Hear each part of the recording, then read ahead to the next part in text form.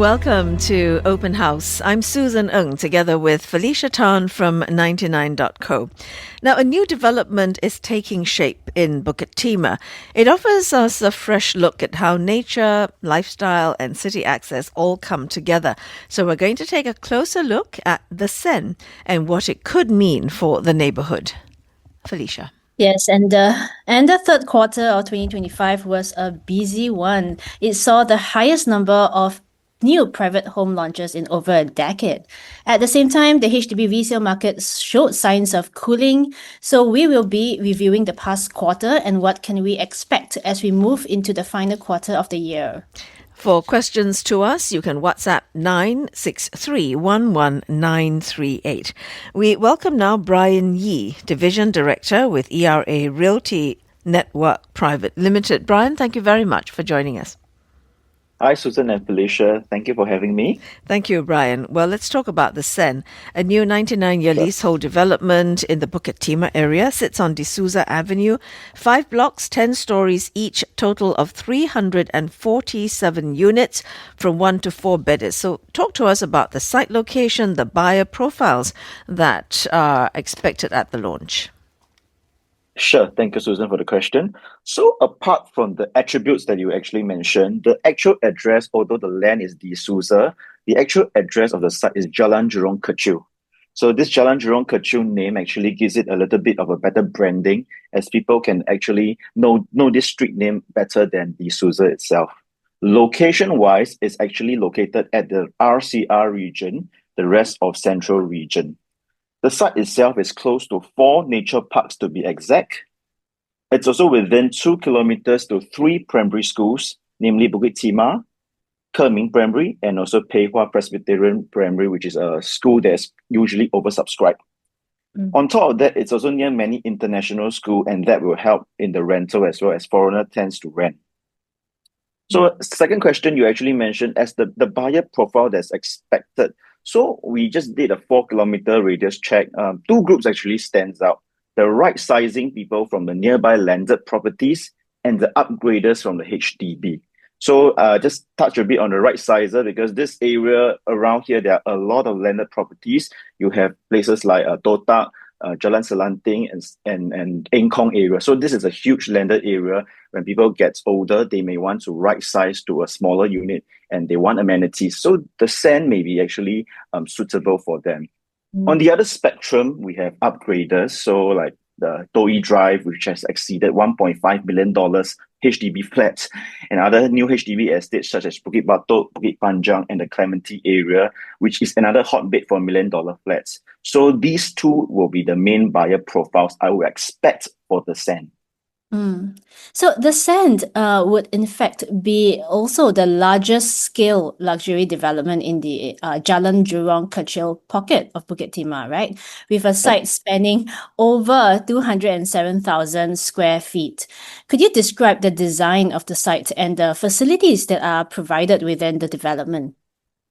Sure. So as you have mentioned, this land is 207,000 square feet. It's actually a very big land, but in terms of number of units, we only have 347.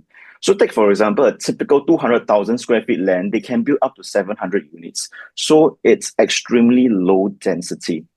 So talking about the theme of the development, the main theme is a wellness resort theme. So the architects actually take inspiration from tropical resort and wellness retreats. So it's kind of like a different brick and not a run off the mill kind of development. So when you actually come home, it is to retreat back to your oasis from the stressful, demanding life in Singapore. So talking about the facilities, it's broken down into a few areas: level 1, level 2, and we also have rooftop facilities at 3 of the blocks. So of course, all the amenities, standard ones like tennis court, barbecue pavilion, we do have. So I talk about what's unique about the development. So we do have a 50-meter lap pool and a fully equipped gym that complements with a hot and cold bath for post-workout recovery. It's a very rare feature to have this. So I just touched on one of the rooftop facilities. This rooftop itself, in one of the blocks, we have Pilates pavilion, we have meditation deck, a yoga lawn, floral garden, and sensory garden. So this actually creates a tranquil zone for reflection and movement. And also lastly, at the first level, future residents can combine all the lounges and a clubhouse to form a huge gathering area for them to host a large group of guests. Let's talk about connectivity, Brian. You've got the Hume and Beauty World MRT stations close by. A little bit of a walk to get there, but still close enough. The site sits at the junction of Old Jurong Road and Jalan Jurong Kecil that you had spoken about earlier. So there is direct access to major expressways. What else would put this particular development high on the accessibility factor? Sure. So as mentioned, we are in between two MRT stations. We are about 10 minutes walk to the Hume MRT stations. We have 7 direct buses right outside the condominium. Takes us 3 bus stops to the Beauty World MRT station. So Beauty World MRT station has all the shopping malls. We have 4 shopping malls right now to be exact, and upcoming Bukit V Mall coming up in 2028. So at the Bukit Beauty World stations, we actually have 5 shopping malls, so you do not have to worry about amenities over there. If you want even more, further westward, we do have HUV2 Mall and the Rail Mall as well. So as for the expressway, we are 5 minutes drive to the PIE, which is well connected to the BKE and also the CTE. So if you want to go up north and to Malaysia, it's actually very, very accessible as the PIE connects to the BKE seamlessly. So looking at the existing neighboring developments such as Verdale, Floret, Daintree Residences, how does the Send compare and differentiate itself from its neighbors? Sure. I will give you 3 pointers how the Send compare with them 3. The first one will be the views. So out of the Send comparing the other 3, we are the only development that has first tier greenery view, because the rest of the development do have other condos that separates them from the nature and the greenery views. Number 2, we'll talk about the floor plan maximization. So the Send is actually a post-harmonized project. For all your listeners who do not know, post-harmonized actually means all void spaces and aircon ledge are not inclusive in the gross floor area.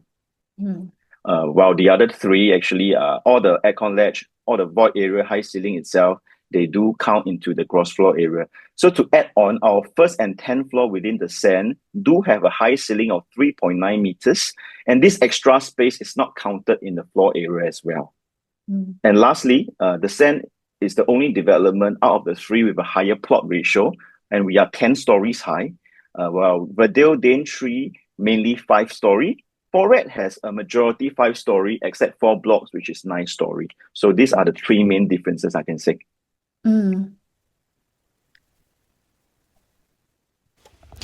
And, as we take a look at things like accessibility and also how convenient the location sounds, we have to talk about the price and demand trends. Brian, what's it been like in this area?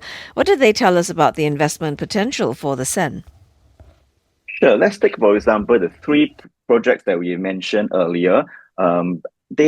Since their launch to today, they have made an approximate 14 to 22% on the lot since then. So one of the reasons is developers are careful not to build too many small units like the 1-bedrooms within this area, because they are not extremely near to the MRT station. So traditionally, these 3 projects, the max 1-bedroom is only 16.7%. So they built very little 1-bedroom. So if you do have time later on, go to the portals and search for any rental listings in this 3 development. It's very little rental listing that's available in this area. Hence, the supply is extremely low and the demand is high, and that will bode well for investment and rental price.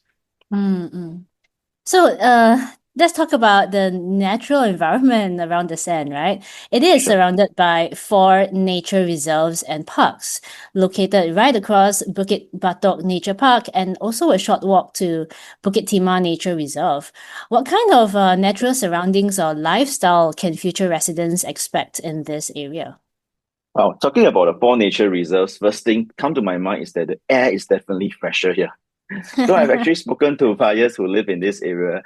They are actually buying for really nature and lifestyle. And there was an article that's published a few years ago that if you live near green spaces, it makes you 2.5 years younger and you slow your biological aging.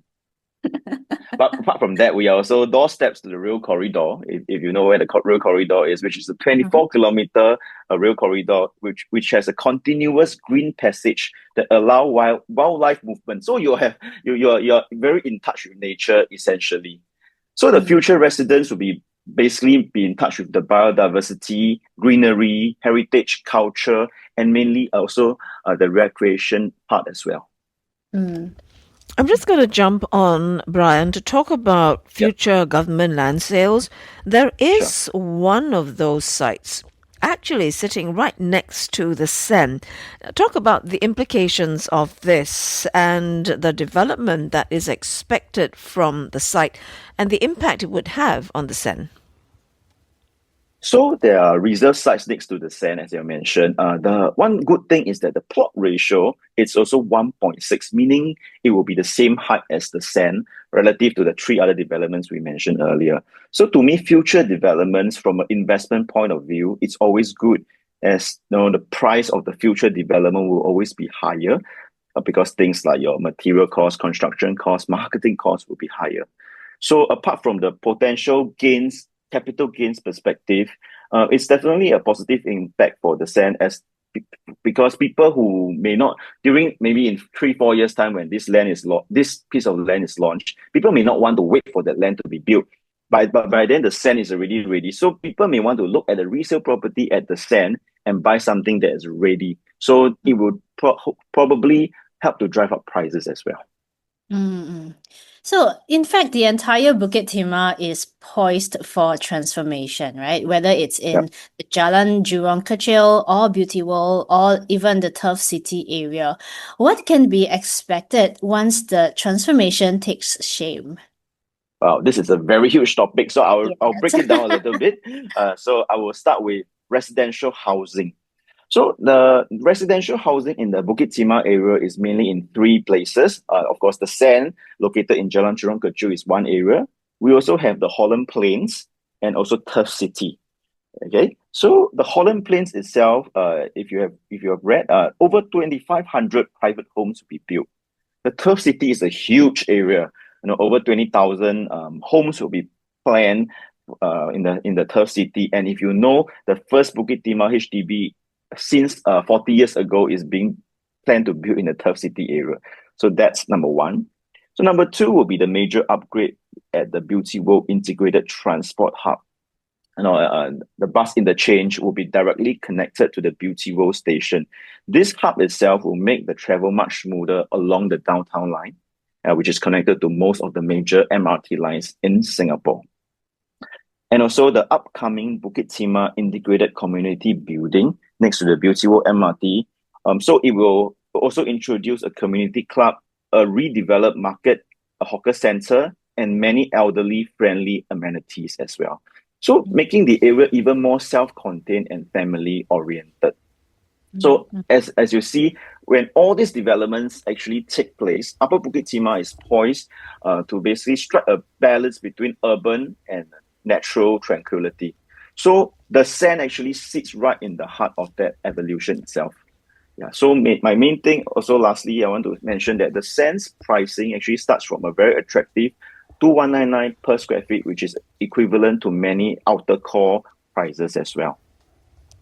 And so with the transformation, it will complement all the amenities that are currently available in this whole area of Bukit Timah, because there's Beauty World Centre close by. So this neighborhood already is quite bustling, isn't it, Brian? Yes, it's already very bustling right now. We just have a new mall that is called the Link, the Link Mall, just TOP within the last few months, if I'm not wrong. So there are a lot of things that's already happening right now. If you fast forward to 4-5 years later, it will be a different scenery altogether.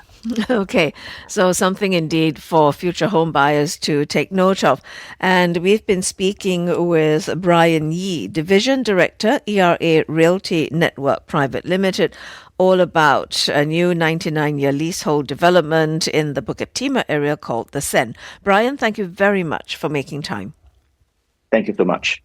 Coming up, we're going to be looking at the property market here in Singapore because it has been a record-breaking quarter.